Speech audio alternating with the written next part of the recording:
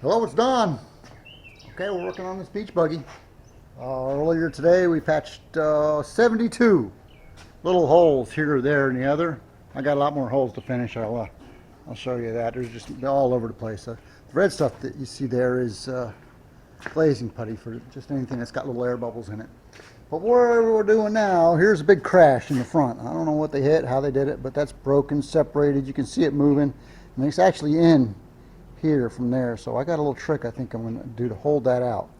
But what we're going to do, you just can't just fill that. It just, it's got to have strength when we're done. So what we're using is epoxy resin, not regular polyester resin. It's got superior bonding strength. Just remember when you're using your epoxy resins, if you're going to use matte, matte's got a binding edge in it that keeps it as a matte, dissolved by regular polyester rosin. Not so much the epoxy rosin doesn't like it, so you got to use different things. I've just cut a piece of heavy biaxial weave. They call this tape. It comes in 6 inches roll, but I've cut this where it's going to fit right behind it here. We're going to soak that in epoxy rosin, and we're going to put that on there, and then we're going to cover that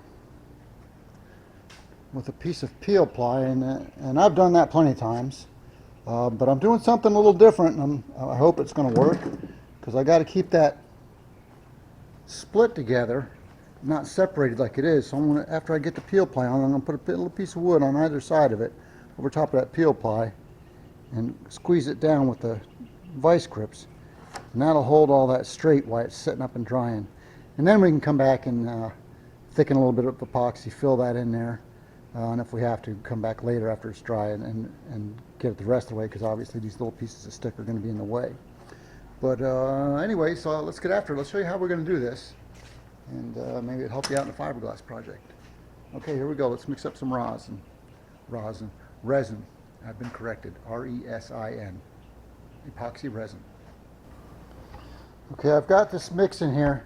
On this epoxy, it's 5 to 1. On the brand that I'm using here, 5 to 1. I'm using a slow hardening agent because it's hot out. It's 85 degrees. I don't want this to set up before I get done.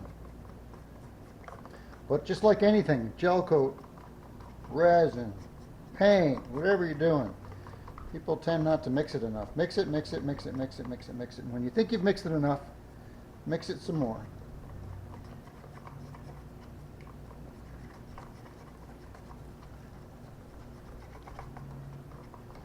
So many other tools I've got here.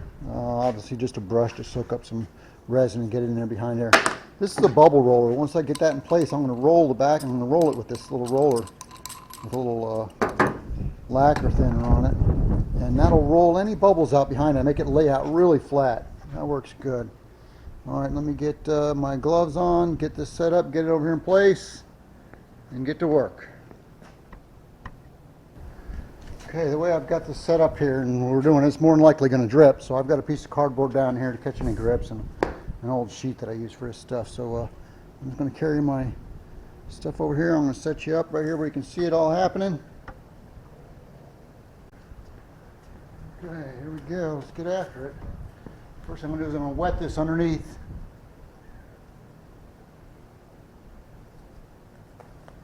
You can see it already dripping everywhere. When you're working upside down, there's still no way around it. So what I'm going to do now, I'm going to wet my cloth real good. And you just, when you're working upside down, it's the way you got to do it. Make sure you got gloves on. Get your cloth good and wet right now. See, I'm soaking all that in.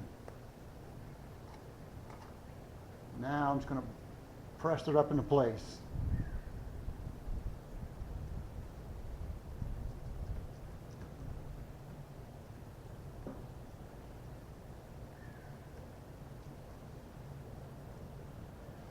Okay, we'll get a bubble roller, roll that a little bit.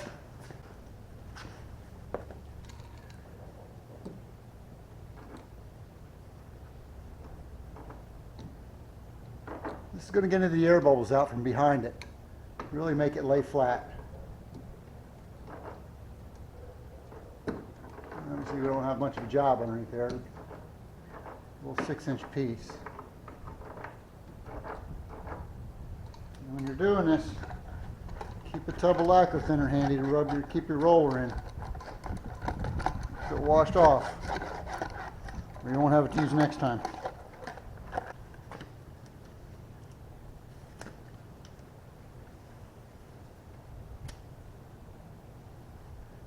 That laid out real nice underneath there. So I got some extra epoxy here. What I'm going to do is I'm going to thicken this up a little bit with some milled fibers. This, by using the milled fibers, has a lot of strength. A lot of strength. Don't need to mix up so much of that. Ooh, just a small job.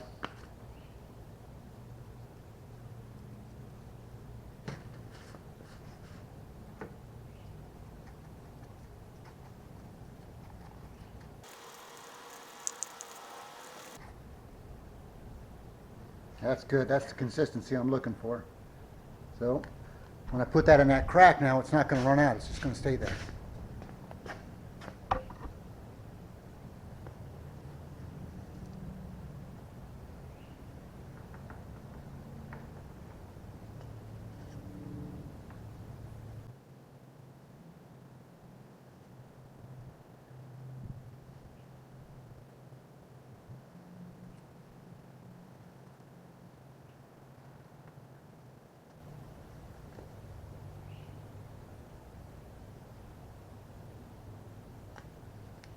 Don't worry about getting extra on there.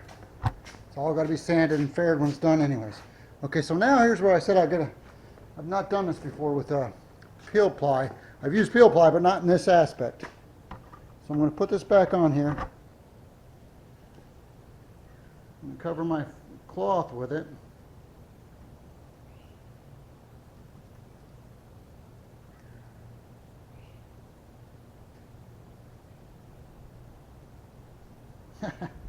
And if I'm wrong about this, well, I'll just sand it off too.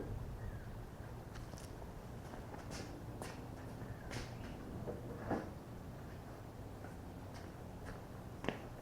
just going to take these two little pieces of wood,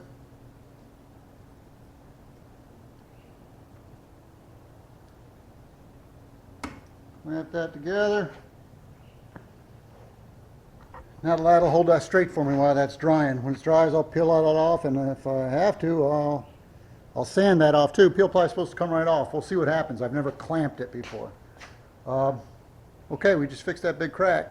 After it dries, I'll come back with you. We'll sand it, we'll fair it, and we'll call that particular one done.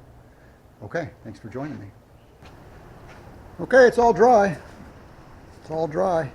So this was like an experiment for me. I've never clamped wood over peel ply before. So let's see. Let's see what we got. Is it going to come right off, or am I going to have to chip it off and grind it off? Well, that's on there pretty good so far. Peel ply's coming off like it's supposed to.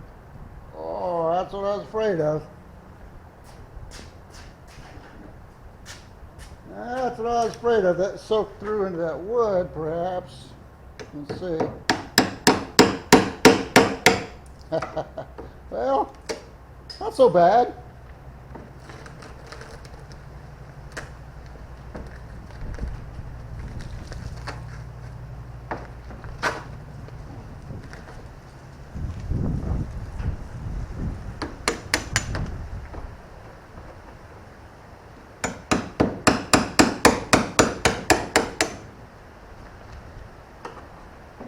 A little more aggressive inside of here.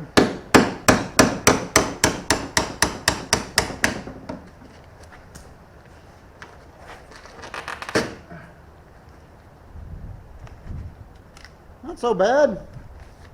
I mean, I tell you, it stuck a little bit, but it came right off. I'll just smooth off them edges on there. I'm going to sand this off smooth. And this is going to be strong as good. Now it's all level with itself. Hey, that was all right. Like I said, I was skeptical.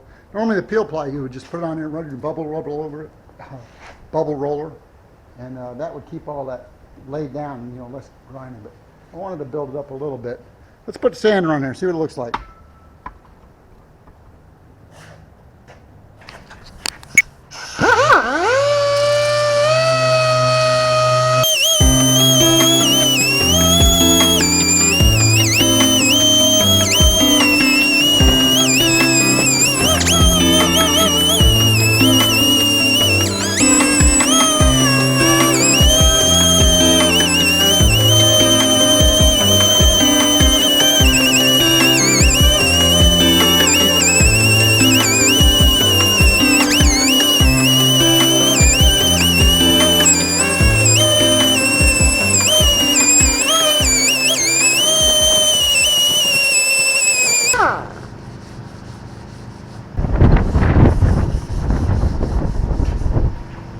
have to call that a permanent repair. Probably stronger than it was to begin with. So now it's nice. I can sand a little bit more, and I will before I paint it, but that's nice. That's solid. I won't even have to put fairing putty in that. It's no bubbles, nothing. I'll sand underneath it just a little bit because. But hey, there you go. We fixed a fiberglass crack. We got plenty more. We got another one over here. And now I can do the same thing. I'll clean that crack out. I don't know if I showed that. And when I glass that, I'll put that wood block on there. It'll keep that, make sure it's straight where it needs to be.